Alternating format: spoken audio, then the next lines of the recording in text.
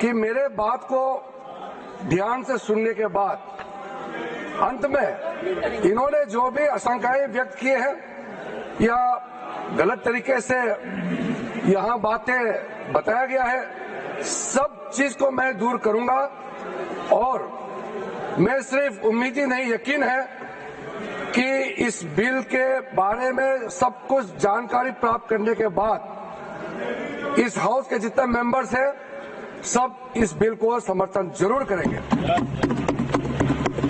सबसे पहले अध्यक्ष महोदय जी, इन्होंने कॉम्पिटेंसी का मुद्दा यहां उठाया।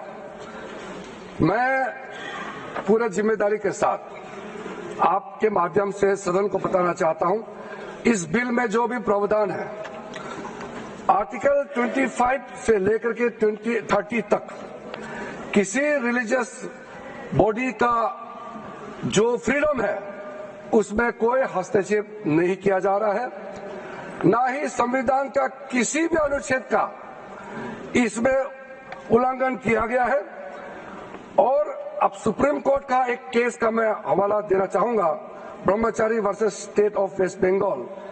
इसमें सुप्रीम कोर्ट ने क्लियरली रिलीजियस डिनोमिनेशन के बारे में रूलिंग दिया गया है और उस रूलिंग के तहत Waqf board doesn't fall within the purview of article 25 and 26 of the constitution of India. दूसरा सर, इसमें हमने जो ब्रॉड बेस किया है, किसी का हक छीनना तो बात छोड़ दीजिए, जिनको हक नहीं मिला है उनको हक देने के लिए ये बिल लाया गया है। इसमें महिलाओं के लिए, बच्चों के लिए और मुसलमान समाज में जो पिछड़े हैं, जिसको आज तक कभी मौका नहीं मिला, जिसको दबा के रखा हुआ है, उनको जगह देने के लिए ये बिल लाया गया है। और सर, संविधान के कंकरेंस लिस्ट एंट्री नंबर 10 और 28 में आज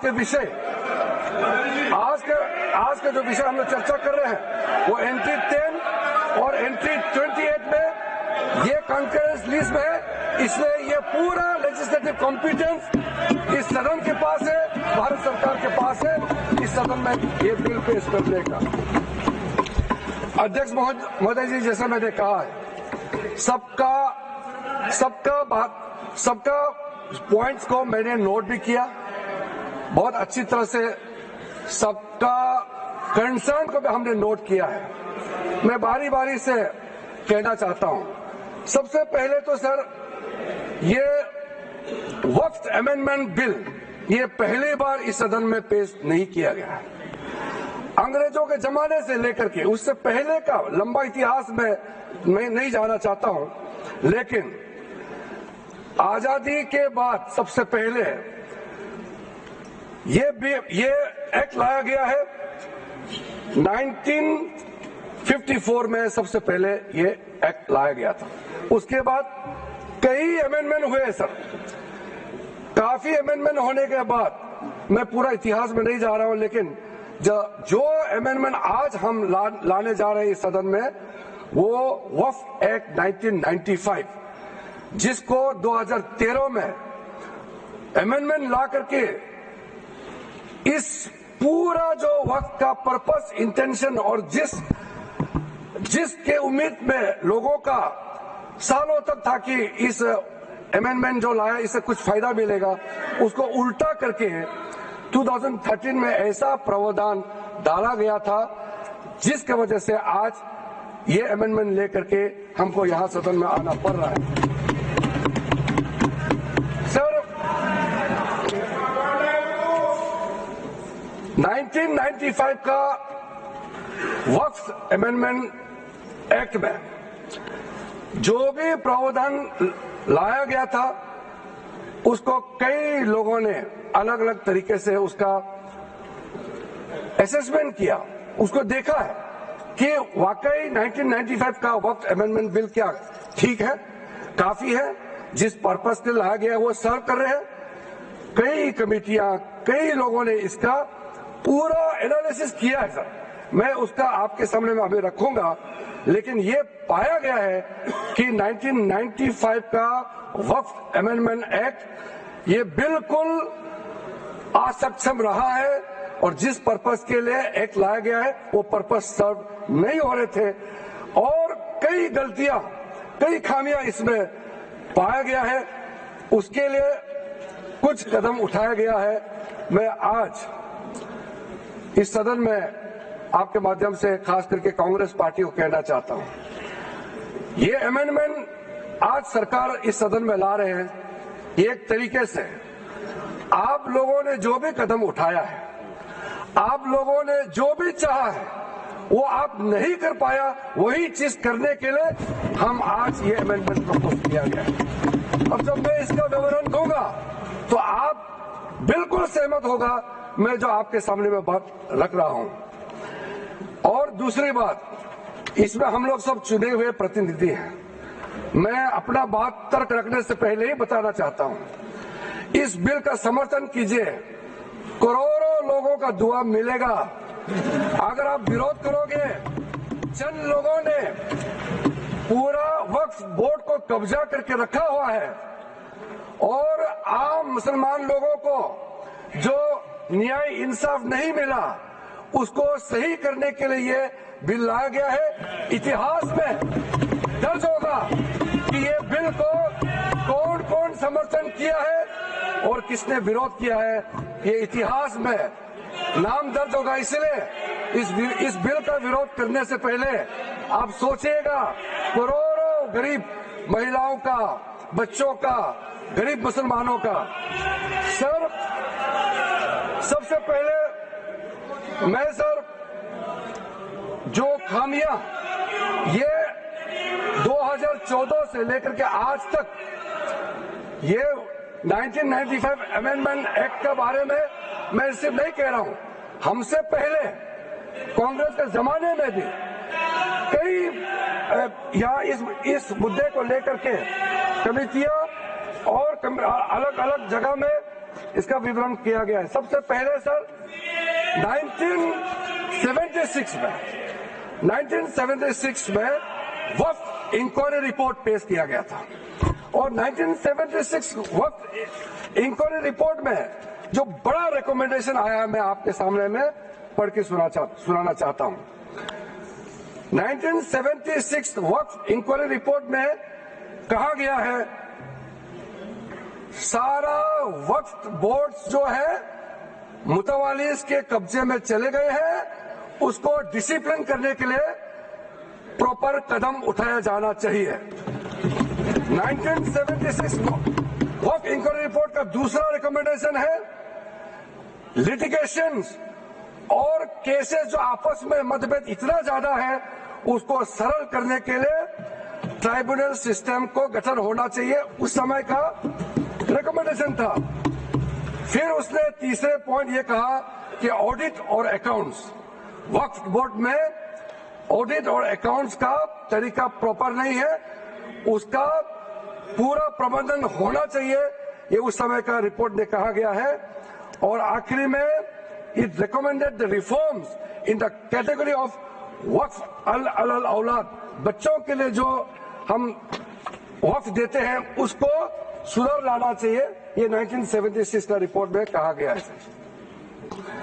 उसके बाद सर जो हम आज थोड़ा विस्तार में जिसको मैं बताना चाहता हूं, दो कमेटियों के बारे में। ये दो कमेटी कांग्रेस के समय में ही बनाया गया था। सबसे पहले high level committee under justice Rajendra Sachar, ये सर 9 मार्च 2005 में गठन किया गया था। यूपीए का सरकार आ चुके थे और ये स्पेसिफिक मुसलमानों के लिए, उनके वेलफेयर के लिए ये गठन हुआ।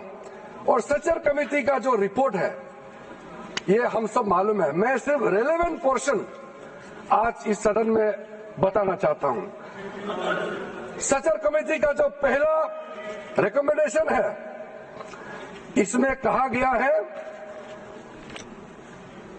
एनुअल इनकम जितना वक्फ बोर्ड का प्रॉपर्टीज है 4.9 लाख रजिस्टर्ड वक्फ प्रॉपर्टीज, ये सिर्फ 163 करोड़ ही आमदनी जनरेट होता है।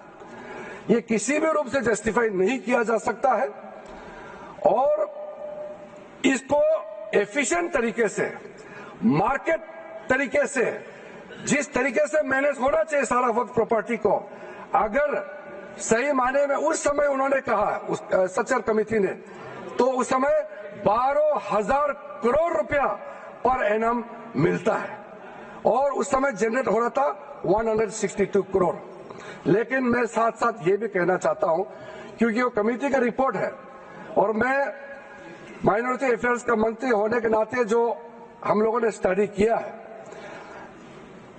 टोटल 8,72,320 वक्फ प्रॉपर्टीज हमारा जो वामसी जो पोर्टल है उससे पूरा डिटरमिन नहीं किया जा सकता है, लेकिन उसका मार्केट वैल्यू सचर कमेटी ने जो कहा है उससे कई गुना अधिक होने का संभावना है।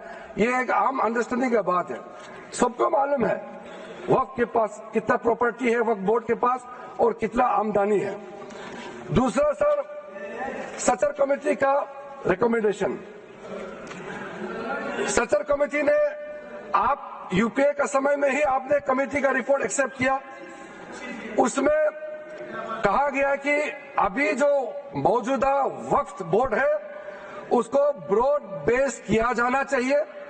जो लोग मेंबर होते हैं, जो लोग इस कमेटी में, जिस वक्फ बोर्ड में है, उससे काफी नहीं है, इसलिए इसका ब्रॉड बेस होना चाहिए, रिप्रेजेंटेशन ज्यादा होना चाहिए। ये सचर कमेटी का रिपोर्ट का पहला नंबर पॉइंट। इसमें सर दो महिला सेंट्रल वक्फ काउंसिल और स्टेट वक्फ बोर्ड में होना चाहिए, ये भी सचर कमेटी का ही रिकमेंडेशन है।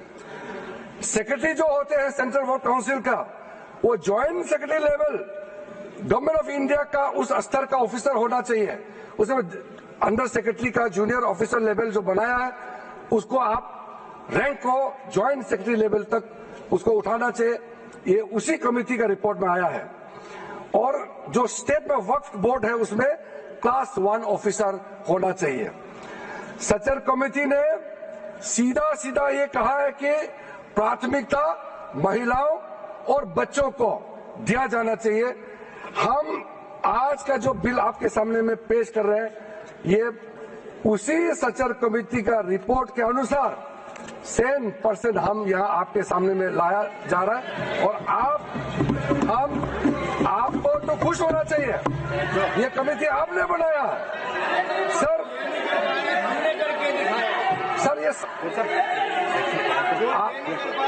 सर हमने शांति से इनकी बात सुना। अध्यक्ष महोदय जी, ये सीनियर मेंबर है, इस तरह से बीच में उठ के बोलना ठीक बात नहीं है, आपको तो नियम मालूम है सर।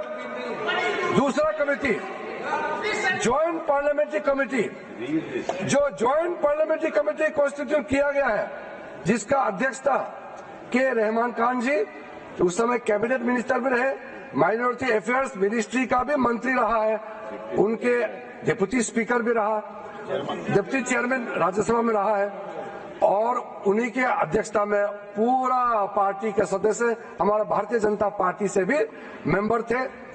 उस जेपीसी में सर सीधा वक्फ बोर्ड के बारे में कहा गया है, कोई इंफ्रास्ट्रक्चर ठीक तरीके से नहीं है, वहां मैन पावर टोटली इनसफिशिएंट है, इनकम्पिटेंट है, और फंड इतना कम है, सही मैनेज नहीं किया गया है। इस तरीके से वक्फ बोर्ड नहीं चल सकता है। दूसरा, मुतवालीस के बारे में कहा है कि लगता है सारा वक्फ बोर्ड का ध्यान किसको मुतवाली बनाना है और उसको कैसे हटाना है, इसी में केंद्रित है, इसलिए इसका प्रावधान को हटाना चाहिए। फिर कहा गया है डॉक्यूमेंट, महत्वपूर्ण डॉक्यूमेंट जितने भी हैं उसको प्रॉपर से मेंटेन करने का भी प्रावधान वक्फ बोर्ड में नहीं है,